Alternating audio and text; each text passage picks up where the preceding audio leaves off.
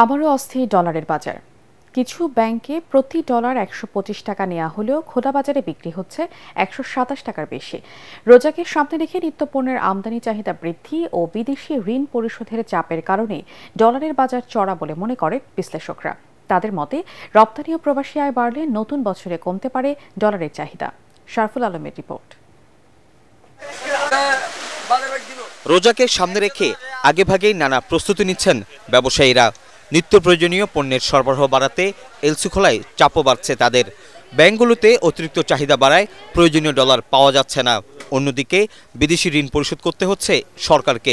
এসব কারণে সংকট বাড়ছে ডলারের বাজারে। নির্ধারিত দাম ১২০ টাকায় ডলার না পাওয়ার অভিযোগ করছেন ব্যবসায়ীরা। প্রতিনিয়ত দ্রব্যমূল্যের যে দাম বাড়ছে তার পেছনের কিন্তু একটা বড় কারণ হচ্ছে যে এই ডলারের যে প্রাইস আপনার বাড়ছে। এইখানকার ইন্টারনাল যেই সব মেকানিজমগুলো আমাদেরকে ম্যানেজ করতে হয় প্রতিনিয়ত, তার প্রতিটাই কিন্তু এখন আমাদেরকে বেশি দামে করতে হচ্ছে। যখনই আপনার প্রাইস বেশি পড়বে, আপনার ওভারঅল ইকোনমির সেটা একদম টপ লেভেলে যারা থাকে তাদের থেকে শুরু করে একদম শেষ পর্যন্ত প্রত্যেকের ঘাড়েই কিন্তু এই বোঝাটা গিয়ে চাপে। এক সময় ট্রায়াল অ্যান্ড এরর বেসিসে যেই সব পদ্ধতিগুলো নিচ্ছি তার কোনোটাই কিন্তু আমাদের যে স্পেশাল ইকোনমিক কন্ডিশন আছে সেটার সাথে ফিট করছে না। Double million offer Walton fridge কিনে পেতে পারেন ২০ লক্ষ টাকা, রয়েছে কোটি কোটি টাকার নিশ্চিত উপহার। ডলার বিক্রিতে বাংলাদেশ ব্যাংকের নির্দেশনাও মানছে না বাণিজ্যিক ব্যাংকগুলো।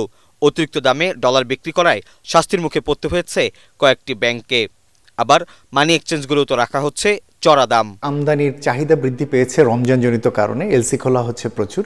সেটি এখানে হয়তো ডলারের একটা চাহিদা বৃদ্ধির কারণ, যেহেতু সরকার নতুন করে এলসি খোলার ব্যাপারে কোনো লিমিট দেননি। মাল্টিল্যাটারাল এজেন্সিগুলোর কাছ থেকে যে ঋণ পাই, সেই ঋণের প্রাপ্যতা কিন্তু তুলনামূলকভাবে এখন স্লোথ।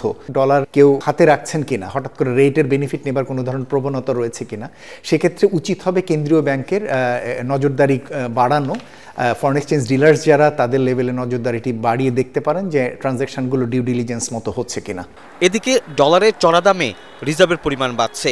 চলতি মাসের প্রথম ২ সপ্তাহে ১৩৮ কোটি ডলারের বেশি প্রবাসী আয় দেশে এসেছে। এতে রিজার্ভের পরিমাণ বেড়ে দাঁড়িয়েছে প্রায় ২৫ বিলিয়ন মার্কিন ডলারে।